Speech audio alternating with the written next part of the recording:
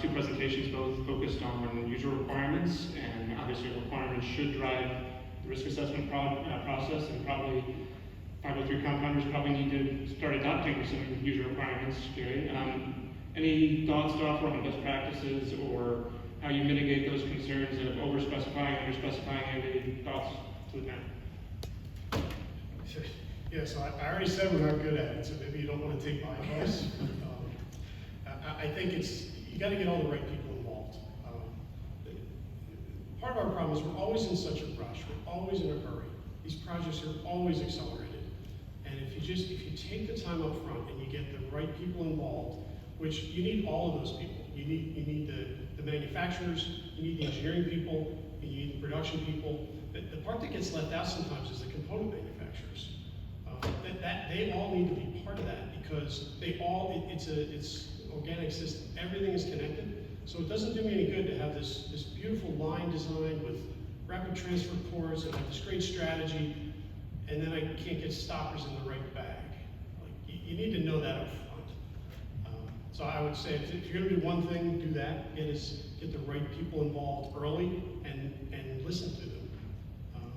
A few extra weeks on the front end can save you a whole lot of headache at the end of the project. It's never popular, but fight for that because it's important. And I just echo what Andy said there, because a lot of what you just described was not able to occur on our particular project. And so there was a lot of,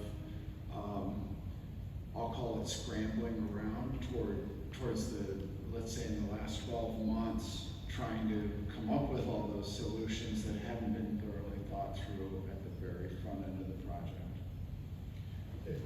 So I think we need to do a better job distinguishing between what the user needs and how we implement what they need. User requirements are what the user needs, not how to implement. I think in your example, the user doesn't necessarily need a peristaltic pump.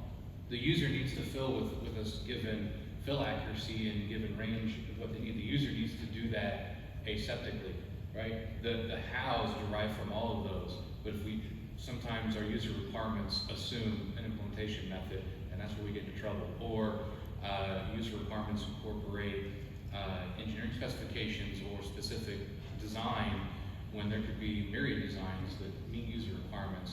We don't do ourselves a favor by pulling those into the user requirements. The better we can get it, really drilling down to what the user needs, and then letting the design process prove out how you're going to do that, we'll be better off. That's a great point.